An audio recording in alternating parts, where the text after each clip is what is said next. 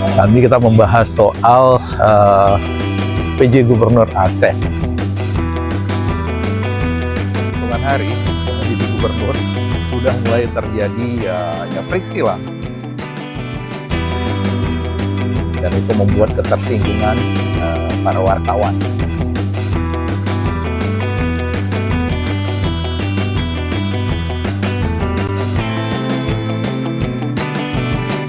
Akan menjadi musuh bersama rakyat Aceh. Orang Aceh itu memang biasa ribut sesama orang Aceh sendiri. Tapi ketika orang Aceh sudah menemukan satu musuh bersama, orang Aceh akan bersatu dan melupakan perbedaan-perbedaan antara orang Aceh. Halo. Ketemu lagi dengan saya, Win Wonder. Hari ini saya sedang ada di pantai Kuta, Bali, yang terbilang sepi ya. Nanti kita membahas soal PJ Gubernur Aceh yang sudah sangat lama ditunggukan, dinanti-nanti, yang ternyata yang terpilih itu di luar dugaan banyak orang. Yang tadinya ya banyak berspekulasi ini itu sudah ada tim suksesnya, ternyata yang jadi itu anggota militer ya. Ini yang menarik, baru dalam hitungan hari dia menjadi gubernur sudah mulai terjadi ya friksi lah, mungkin semacam keributan. PJ Gubernur mengundang wartawan, pemimpin redaksi, media-media, tapi melarang untuk mempublikasikan pertemuan itu. Malah dilarang berfoto, dan itu membuat ketersinggungan para wartawan. Dan mulailah muncul kembali trauma lama di Aceh, trauma pada darurat militer, darurat sipil, di mana kebebasan dibatasi. Tidak bisa dihindari trauma itu ya, karena semua orang Aceh merasakannya. Nah, biarpun kemudian kita dengar gubernur mengatakan, PJ Gubernur mengatakan bahwa dia bukan anti kritik, sebenarnya dia tidak melarang untuk publikasikan, tapi dia ingin publikasikan pekerjaannya, apa yang sudah dia lakukan, bagaimana memberikan stunting dan sebagainya lah, khas gubernur gitu ya. Tapi ya itu, mungkin gubernur lupa atau nggak tahu kalau orang Aceh itu trauma militer. Ya, trauma dengan pendekatan militer itu. Dan kalau ke depannya gubernur tetap dengan pola seperti ini, oke, see you bro, akan banyak konflik-konflik yang tidak perlu, akan banyak protes atau kritik yang tidak esensial nanti kepada gubernur ya. Dan apa yang sangat disayangkan sebenarnya dengan kejadian ini, saya baru tahu belakangan, ternyata orang di sekitar gubernur itu ternyata adalah orang-orang yang sangat kompeten gitu. Ya, salah satunya saya kenal baik, Lukman Agi, yang dulu bersama saya pernah sama-sama ya berada di balik jeruji militer lah, gara-gara mendemo satu perusahaan kroni Soeharto yang mencaplok lahan masyarakat. Jadi, dan kemudian juga di dalam perjalanannya ketika konflik Aceh, Lukman juga banyak terlibat di dalam kerja-kerja perdamaian gitu. Jadi sangat paham sebenarnya psikologis masyarakat Aceh. Tapi kenapa ini bisa terjadi? Ya, itu sangat disayangkan sebenarnya. Saya pikir untuk kedepannya si gubernur harus lebih banyak mendengarkan masukan daripada dari orang-orang dekat seperti Lukman dan kawan-kawan gitu ya. Karena bolehlah gubernur bilang ya nanti kalau kerja saya dinilai saya stunting ya. Cuman kita tahu ya, sekarang ini adalah zaman demokrasi yang begitu terbuka, kebebasan berbicara bebas-bebasnya. Yang baik pun dibuat bisa dibalikkan orang menjadi sesuatu yang buruk. Ya, yang buruk bisa menjadi sesuatu yang baik, asal banyak like, banyak komen, banyak yang suka gitu. Ya, mungkin gubernur-gubernur sebelumnya sudah merasakan itu, gitu kan, dicaci maki. Jadi untuk sekarang ini, kalau kita pikir kerja memang paling penting ya, apa hasil kerjaan. Tapi penilaian hasil kerjaan itu bisa dispin oleh orang lain. Karena itulah bagaimana mengkomunikasikan kerjaan yang baik itu, pekerjaan yang baik itu bisa dibilang sama pentingnya, bahkan kadang lebih penting daripada hasil dari pekerjaan itu sendiri. Ya, jadi ini kita masih harus menunggu berikutnya bagaimana nanti PJ Gubernur ini bekerja. Ada beberapa hal yang sudah mendapat apresiasi dari teman-teman di KONI Aceh, bagaimana sigapnya dia menandatangani soal percepatan pembentukan panitia pelaksana PON yang Aceh Sumut ya, kalau nggak salah ya. Jadi kita haraplah dengan dipilihnya oleh pusat Gubernur Aceh yang sekarang itu bisa membuat Aceh lebih baik lah 2,5 tahun ke depan, setelah sebelumnya Irwandi masuk kemudian digantikan oleh Pak Nova, ya kata orang gubernur terburuk di Aceh yang pernah ada. Biarpun kalau mau jujur banyak juga ya kerja-kerja positif Pak Nova, tapi itu tadi yang namanya di zaman demokrasi yang bebasnya seperti sekarang ini, yang baik bisa dispin menjadi buruk, yang buruk bisa dispin menjadi baik gitu ya.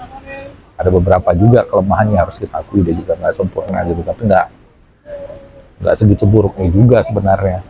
Yang ini yang juga yang saya harap bisa dipahami oleh PJ Gubernur, harap tahu bahwa tadi Aceh ini trauma dengan militer, trauma dengan pendekatan militeristik seperti itu ya.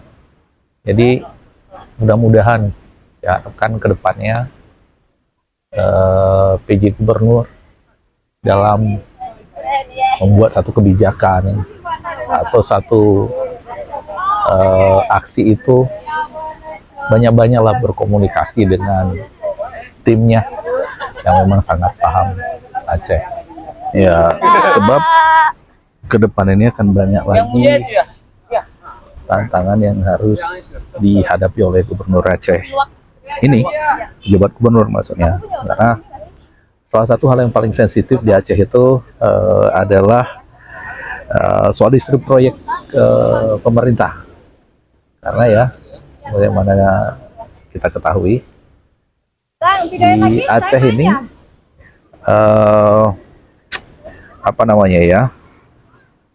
provinsi yang ekonominya sangat bergantung pada belanja pemerintah.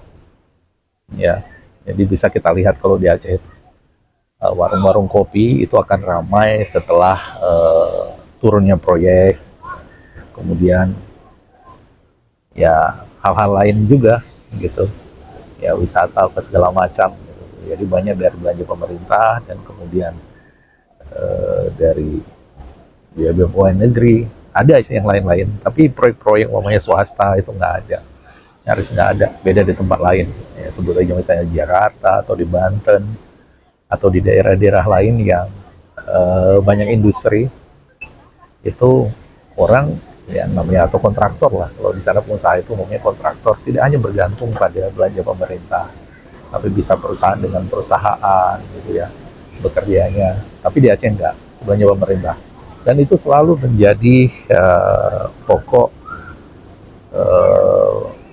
konflik di Aceh itu ya, bukan hanya proyek-proyek fisik ya, tapi juga kegiatan apa segala macam, dan kadang-kadang banyak kegiatan yang lucu-lucu seperti yang baru-baru ini saya lihat itu dibuat namanya nama hebat Tour de Aceh berbiaya 1 miliar, padahal itu cuma goes bareng teman-teman sendiri, yang ikut teman-teman sendiri, dibiayai oleh dana negara, dan banyak seperti itu. Itu nanti akan menimbulkan friksi di Aceh itu kan, karena yang namanya provinsi seperti yang ekonominya mayoritas dibiayai oleh belanja pemerintah itu, sukses tidaknya orang secara ekonomi itu tidak ditentukan oleh skill dan kemampuan dalam bekerja, tapi seberapa dekat kita dengan orang dalam, seberapa bagus koneksi dengan orang dalam. Karena itulah setiap kali masa lelang pekerjaan terjadi di Aceh, selalu terjadi dinamika, ada perdebatan panas di media sosial, ada pertarungan opini antara kelompok gitu ya, dan semuanya terkait dengan belanja pemerintah itu. Nah, di masa-masa seperti inilah nanti tensi di Aceh itu akan meninggi ya, akan banyak pihak yang tidak puas dengan proyek seperti ini, kenapa diserahkan ke Sarawak, kenapa proyek seperti ini yang dibuat, kenapa tidak seperti itu, kenapa buang-buang uang untuk kegiatan seperti ini gitu ya. Jadi di sini nanti menarik kita menunggu bagaimana PJ Gubernur mengelola isu tersebut, kemudian bagaimana dia mengelola ketidakpuasan itu gitu. Jadi bagaimana dia menjelaskan kenapa proyek ini didanai yang sebenarnya tidak begitu penting, kemudian proyek yang lain yang lebih penting tidak dibiayai, dan itu nanti yang akan menjadi pertarungan opini gitu ya. Kalau di masa itu nanti PJ Gubernur tetap dengan gaya komunikasi seperti ketika menghadapi para wartawan dan juga pimpinan redaksi media-media itu, saya berani jamin kalau dia nanti akan menjadi musuh bersama rakyat Aceh ya, dan dia akan tercatat sebagai PJ Gubernur yang gagal, karena bukan tidak mungkin akan terjadi konflik lagi, karena sebagaimana kita tahu, sejarah sudah menunjukkan, kita lihat dari perjalanan sejarah, orang Aceh itu memang biasa ribut sesama orang Aceh sendiri, tapi ketika orang Aceh sudah menemukan satu musuh bersama, orang Aceh akan bersatu dan melupakan perbedaan-perbedaan antara orang Aceh. Jadi begitu dulu dari saya harap untuk kedepannya Bapak PJ Gubernur Aceh yang terhormat sering-seringlah berkomunikasi dengan tim yang di sekelilingnya, karena di sekitar Anda dikelilingi orang-orang hebat, orang-orang yang paham sekali Aceh ya. Jadi mohon dipahami kultur Aceh, bagaimana karakter orang Aceh. Tidak bisa Anda membuat kebijakan atau bersikap seperti di daerah lain yang mana masyarakatnya diam saja kalau mereka tidak puas dengan kebijakan pemerintah ya. Jadi demikian dulu dari saya. Assalamualaikum warahmatullahi wabarakatuh.